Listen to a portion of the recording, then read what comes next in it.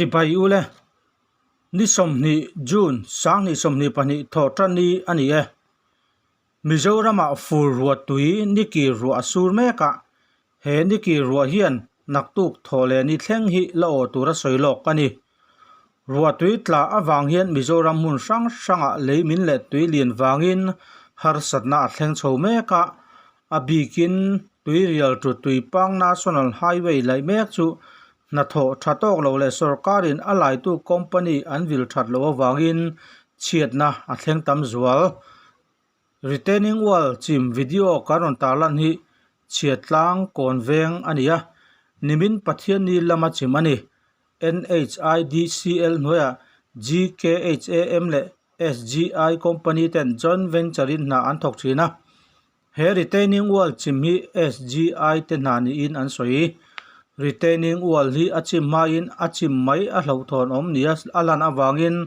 a thlang lama chengte in an cho san ti rak ani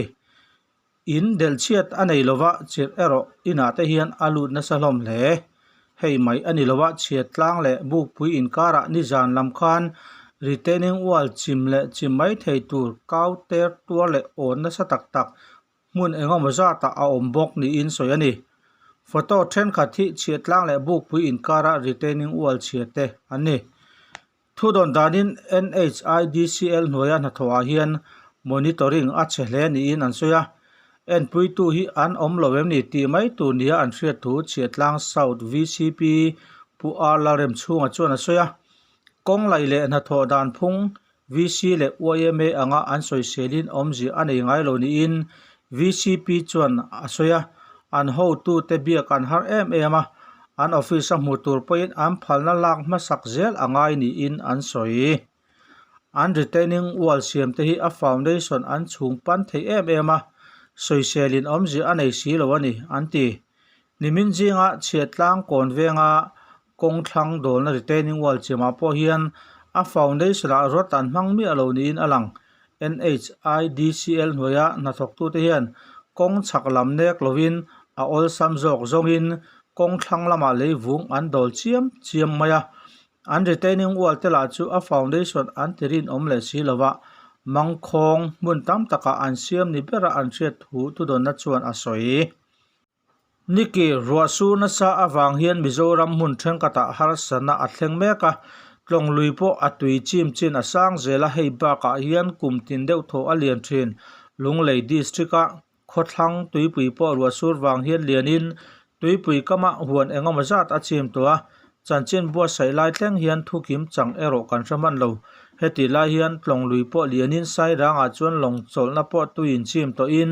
tui chim chen hi sang tel telani sai rang disaster management committee le khotlang hruai tu te chuan sai rang balu kai le a chevela chengte mun himlama in suan chuangai te an boi puya tui chim chen hi san chho zel chuan in son chuangai te chu atu langa an chung te bola in thir chuak du le omna rem chang nei mai lo te tan OMA hall sabji bazar le shelter home te chu omlai lok theina turin an ruang manti sai rang khotlang hruai tu te chuan an soyani rei ek tlongkai aizol tuilang na PHE pump house po tuilian hian a chim sang son lea tundin hmuna chuan PHE hmunma hi ala chim lo na in ru asu na satzel chuan a chim thleng turangai ani bok ruasu na sa awang hian Chief District Thenzol khochung hmun hiam lai engam maza chu tuilian hian a chima lunglei district a khothlang tuipui lianin tuipui kama engam maza ta chim to bok Thenzol field venga lalsanga memorial hostel chu tuilian hian chimin chuka bungruate a thei anga seng hoile tui chim theilo tura da ani Thenzol tual vungi bazar venga vanlal zapi te in po tuilian in chimin khupchen velin in chunga tui dai tura omni in report kan donga an bungruate tui chim theilo tura seng hoi ni in ria thei ani lo wangin hmun danga an riak chuak ani Thenzola ruasuna sa awang hian Aizol Thenzol lunglei World Bank kongpui lunglei lam AHN Veti Farm Complex Veti Dilpui luna kongbui bulchu lirthei tana zong phim khurngai takin tui lian hian achima tui alen tamlai phei chuan tui lian hi a khau ang ranga lir thei vei wak tan po phim khule zual atul thu an soi Champhai district a tui chang lui po alian to lia chanchin bo sai lai hian lui kamzol chu tuin a chim pil vek to ni in kan thu don na chuan a soi bok heti mek la hian kan puan to angin Mizoram mun sang sanga kong pui sia le siam na thok mek National Highway Infrastructure Development Construction Limited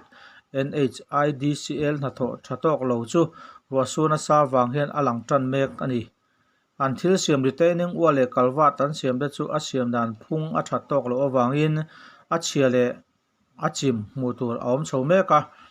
inrin ni kalta jing dali le a chan ve vel khan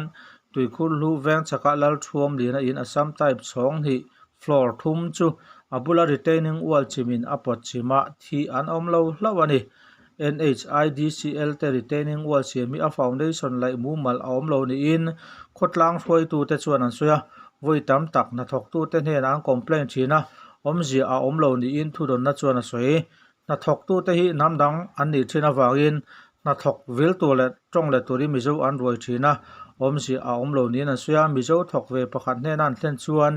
engineer ten a thatok an ti chu a tha ni mai nangin a thalo ti in lo soi khan omzia omlo ti in a chang ni in thu don na chuan mem chil lal thuam lian ate hi kongpui thanglam kong ana ding ania a chung ber kongpui an chu an huan a thok labor ten rian an manga inchim ma hian an tlan chuak man vek ani kong an hoi chia a chhong lai ta chu da than tuang ate chung koin an dua ani po inchim ma hian an tlan chuak man bok retaining wall chim hian in a riang mi pathum te a chim puya atira chuan an chin hriat ani mai lo a hnu loka kongpuya an on wak chuak ta ani an pathum hian alang thea hliam na sa an nei lova an kong na an tilhoma Aizawl Civil Hospital panpui an ni tun hnai tia chol manglova ruasur awang hian soita kang khan khotlang tuipui chim na sa takin asan bel zela ru a han mai lo wangin tuin len lam apan zel ri ani nimin tlai thleng khan tuin len lam apan chakle zuala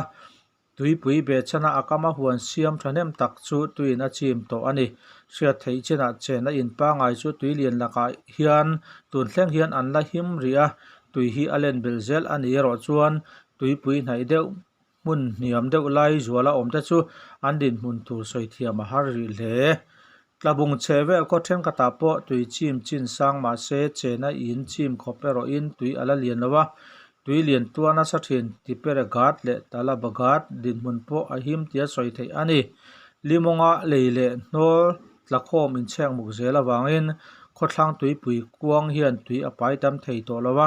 tunma anglo takin buai pui tham khopa tui lian ni turin ni tam tak ruwa sur angai to lawa tlabung branch wai me hruai tu chechuan tui lian din mun uluk taka ngai event turin member te an cha atul thula member tua te chom dol na thok ngal thei tura inral ring turin thalai rol te an cha bokani ruasuna sa wangin Mizoram mun sang sanga hian leimin kongchia kaltlang theilo atam lia tun din huna chuan mi puite film khur thu hla a jin chuak ri lo turin kan han in hriat tir ani ruasuna sa awanga chena thleng then khat te a video toy te te i lo thlir chun zom te ang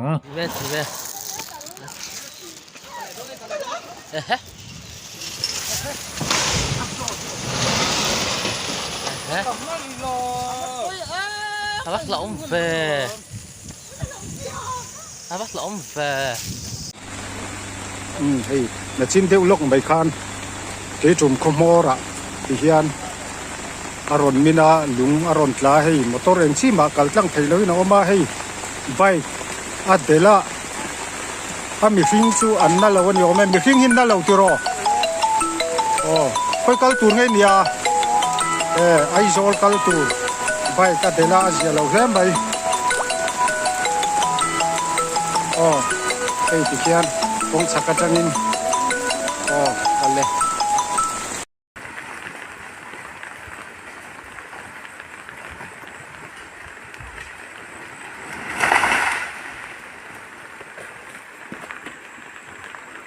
ai rồi luồng công mình hiện tình chiang khóc Kal ngày năm lòng missing po kal thei lo ni mình sinh po cả thầy đâu ngày nào ông đâu company là PWD gần po hoàn tông khổ thả hayกันเห็นตอนนี้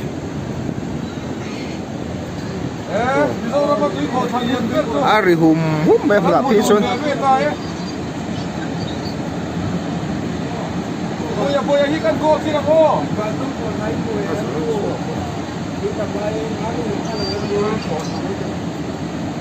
among ko la hu thei lawa mong thang ko chu min a hlia do ra ka wang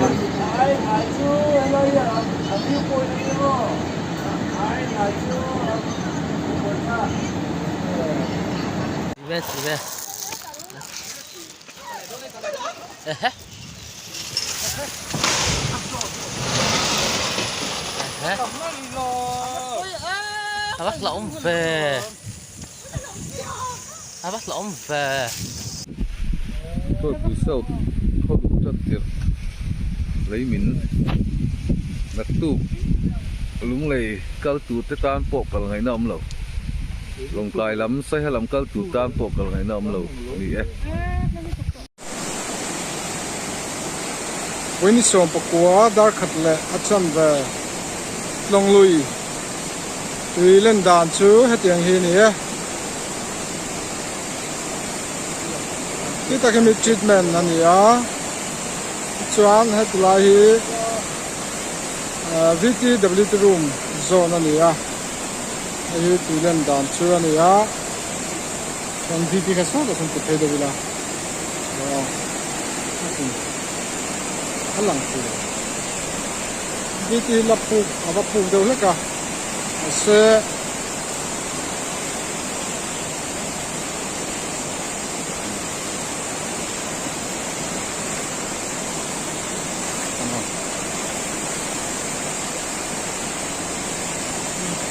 ai chim chin